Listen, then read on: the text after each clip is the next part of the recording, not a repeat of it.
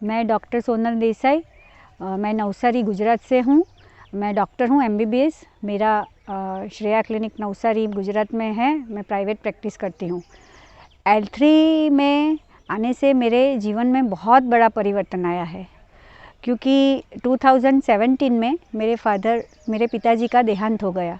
उसको lung cancer हुआ था, जो मैंने ही बाय फ्लूक रूटीन इन्वेस्टिगेशन में कराया। तो उसमें मुझे पता चला कि मेरे फादर को 4th स्टेज का लंग कैंसर है।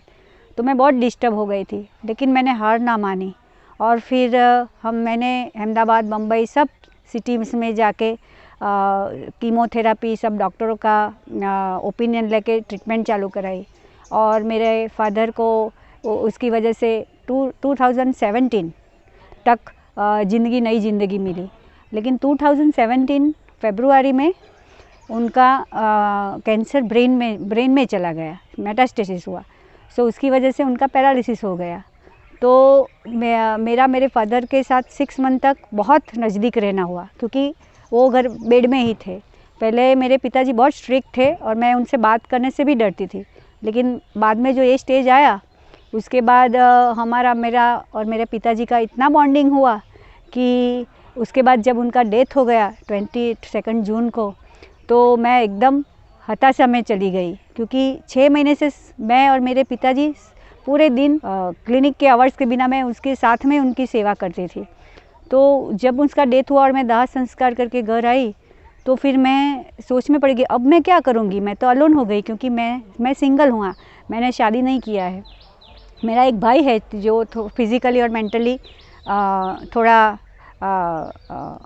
डिसेबल्ड है, और मेरी माँ है 78 ईयर्स की। तो मेरे पे पूरी जिम्मेदारी आ गई और फाइनेंशियल और ये सब क्राइसिस मेरे पे आ गई, जो मुझे कुछ पता ही नहीं था। मेरे पिताजी सब संभालते थे। उसके बाद मैं एकदम डिप्रेशन में चली गई कि अभी मैं ये सब कैसे करूँगी। उसके बाद उसके 1-2 महीने के अंदर मेरा कज़िन है जिसने L3 का कोर्स किया था, तो उसने मुझे सुझाव दिया कि तुम ये L3 का कोर्स ज्वाइन करो। तो फिर मैंने ये 18 अगस्त से L3 का कोर्स चालू किया और आज मेरा 4th ईयर का सेशन पूरा हुआ। तो जब वो पीरियड में याद करती हूँ, मेरा हताशा, मैं रोती ही रहती थी अकेले, और कैसे से ये सब मैनेज करूँगी कुछ पता ही नहीं चलता था।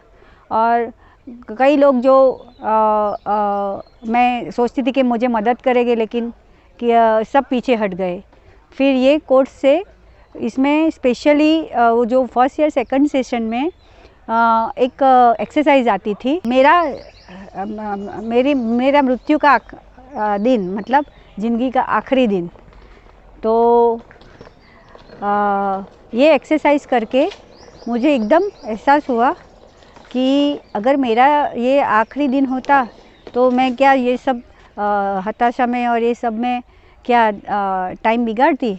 और फिर उसके बाद एक श्रद्धांजलि की एक्सरसाइज किया कि अगर मेरे पिताजी और माताजी गुजर जाएंगे तो कैसे श्रद्धांजलि दें, किस वजह से उनको याद करेंगे। तो मुझे एकदम धीरे धीरे रियलाइज़ हुआ कि मुझे ज़िंदगी में ऐसा कुछ करना है कि लोग मेरा जब मृत्यु हो तो मुझे किस वजह से याद करें। और फिर धीरे धीरे करके हमारे फैसिलिटेटर सिद्धार्थ भाई मेहता, उन्होंने पूरे जोश और समझदारी से मुझे बहुत मदद की ये पीरियड में से निकलने में। और मेरे साथ जो ज्योतिधर फैमिली था, उनका शेयरिंग, स्पेशली सब लोगों का, उनसे मुझे इतनी प्रेरणा मिली कि आज मेरे में बहुत ज़्यादा ऊर्जा आ गई है।